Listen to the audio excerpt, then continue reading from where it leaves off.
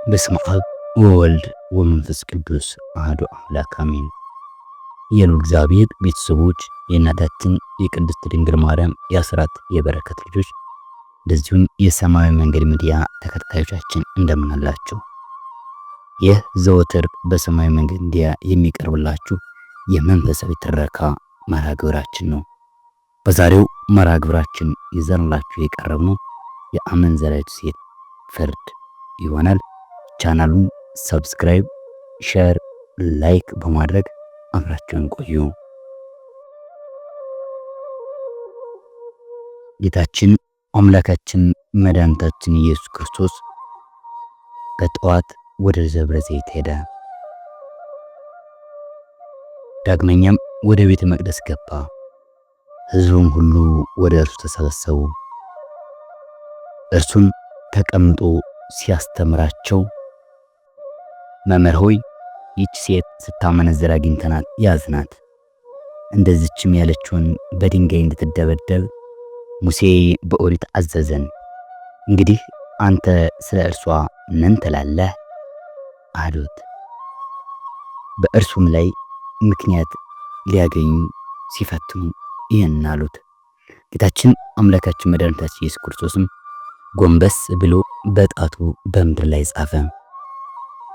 ብዙ ጊዜ መላልሰው በጠየቁት ጊዜ ዓይኖቹን አንስቶ ከእናንተ ኃጢአት የሌለባት አስቀድሞ ድንጋይ ጣልባት አላቸው። ዳግመኛም ጎንበስ ብሎ በጣቱ በምድር ላይ ጻፈ። እነርሱ ግን ይህንን በሰሙ ጊዜ ሕሊናቸው ወቀሳቸውና ከሽማግሌዎች ጀምሮ እስከ ኋለኞች ድረስ አንድ በአንድ እየወጡ ሄዱ። ጌታችን ኢየሱስም ብቻውን ቀረ። ሴቲቱም በመካከሉ ቆማ ነበር።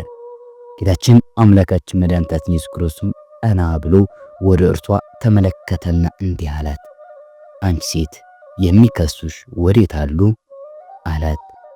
እሷም ጌታዬ ሆይ የማየው የለም ብላ መለሰችለት።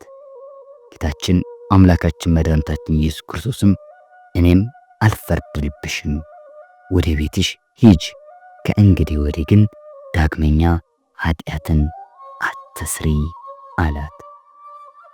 ቅዱስ መጽሐፍም እንዲህ ይለናል፣ እንዳይፈርድባችሁ አትፍረዱ፣ በምትፈርዱት ፍርድም ይፈረድባችኋልና፣ በምትሰፍሩትም መስፈሪያ ይሰፈርባችኋልና።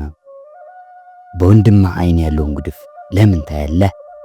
በአንተ ዓይን ያለውን ምሰሶ ግን ለምን አታስተውልም? ወንድምህ በዓይንህ ያለውን ጉድፍ ላወጣልህ ተወኝ እንዴት ትለዋለህ? ኖ በአንተ ዓይን ምሰሶ አለ። አንተ ግብዝ፣ አስቀድመህ በአንተ ያለውን ምሰሶ አውጣ።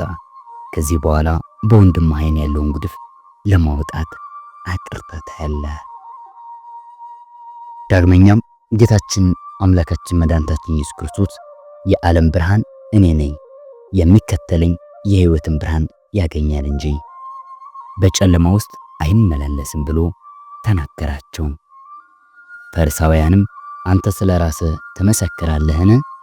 እንግዲያስ ምስክርነትህ እውነት አይደለም አሉት። ጌታችን ኢየሱስም መልሶ እንዲህ አላቸው፣ እኔ ስለ ራሴ ብመሰክር ምስክርነቴ እውነት ነው። ከየት እንደመጣሁ ወዴት እንደምሄድ አውቃለሁና፣ እናንተ ግን ከየት እንደመጣሁ ወዴት እንደምሄድ አታውቁም። እናንተ ሥጋዊ ፍርድን ትፈርዳላችሁ፣ እኔ ግን በማንም አልፈርድም። እኔ ብፈርድም እውነትን እፈርዳለሁ። እኔና የላከኝ አብ ነን እንጂ አንድ ብቻዬን አይደለሁም። የሁለት ሰዎች ምስክርነትም የታመነ እንደሆነ በሕጋችሁ ተጽፏል። እኔ ስለ ራሴ ምስክር ነኝ፣ የላከኝ አብም ይመሰክርልኛል። እነርሱም አባትህ የት ነው አሉት። ጌታችን ኢየሱስም እኔን አታውቁም፣ አባቴንም አታውቁም። እኔን ብታውቁ አባቴን ባወቃችሁ ነበር ብሎ መለሰላቸው። ጌታችን ኢየሱስም በቤተ መቅደስ ሲያስተምራቸው በሙዳየ ምጽዋት አጠገብ ይህንን ተናገራቸው።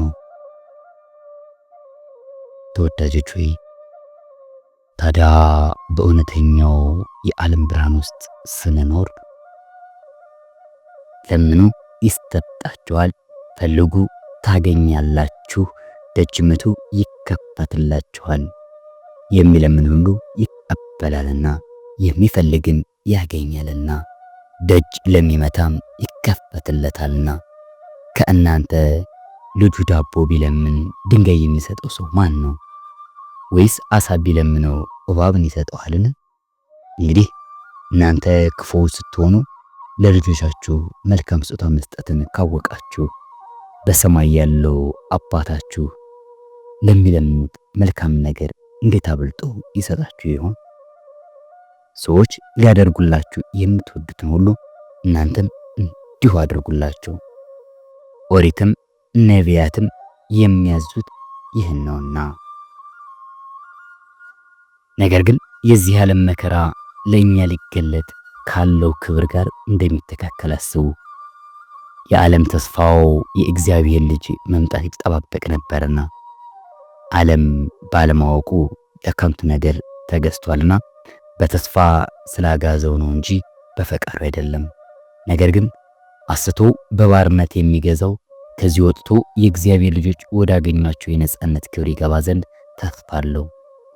እስካሁን ዓለም ሁሉ ያዘነና የተከዘ እንደሆነ እናውቃለን። ነገር ግን የሚተክዝ ዓለም ብቻ አይደለም፣ የመንፈስ ቅዱስን ፊልማ የተቀበለ ነው እንጂ። ደግሞ እናዛለን እንጂ የነፍሳችንን ድህነት እናገኝ ዘንድ የልጅነትን ክብር ተስፋ እናደርጋለን። በእምነትም ድነናል። የሚታየውን ተስፋ ማድረግ ተስፋ አይደለም። የሚያየውንም እንዴት ተስፋ ይደረጋል? እንዴት ይጠበቃል? የማይታየውን ተስፋ ብናደርግ ግን እርሱን ተስፋ አድርገን በእርሱ እንድንጸንተን በመኖር ትዕግስታችን ይታወቃል። መንፈስ ቅዱስም ከድካማችን ይረዳናል። እንግዲህስ ተስፋችን ካላወቅን ጸሎታችን ምንድን ነው?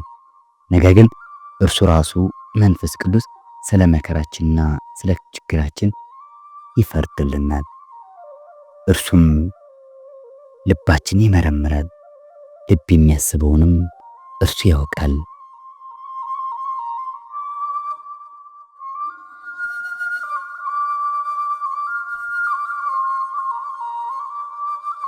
ስለ ቅዱሳንም በእግዚአብሔር ይፈርዳል።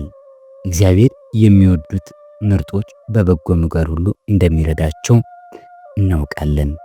ልጅ በብዙዎች ወንድሞች መካከል በኩር ይሆን ዘንድ አስቀድሞ ያውቃቸዋልና የመረጣቸውን እርሱ ልጅን ይመስሉ ዘንድ አዘጋጅቷቸዋልና ያዘጋጃቸውም እነርሱን ጠራቸው፣ የጠራቸውንም እነርሱን አጸደቀ፣ ያጸደቃቸውንም እነርሱን አከበረ።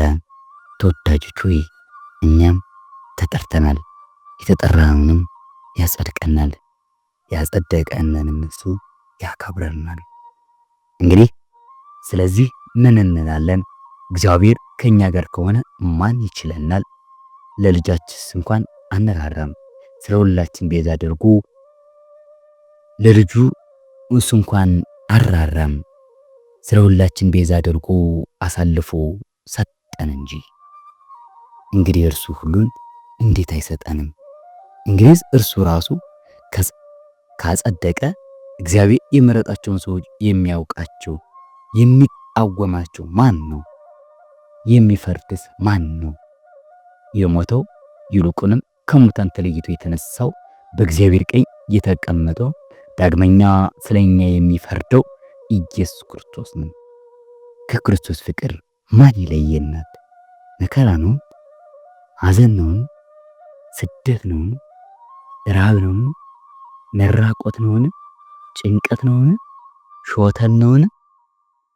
በመጽሐፍ ግን እንዳለ ስለ አንተ ዘወትር ይገድሉናል፣ የሚታረዱ በጎችም ሆነናል።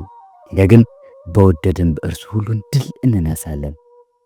ነገር ግን ሞትም ቢሆን ሕይወትም ቢሆን መላእክትም ቢሆን አለቆችም ቢሆን ያለውም ቢሆን የሚመጣውንም ቢሆን በጌታችን በኢየሱስ ክርስቶስ ካለ ከእግዚአብሔር ፍቅር ሊለየን እንደማይችል እናምናለን።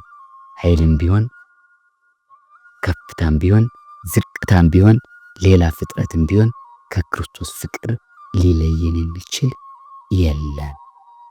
ወስብሐት ለእግዚአብሔር ወለወላዲቱ ድንግል ወለመስቀሉ ክቡር።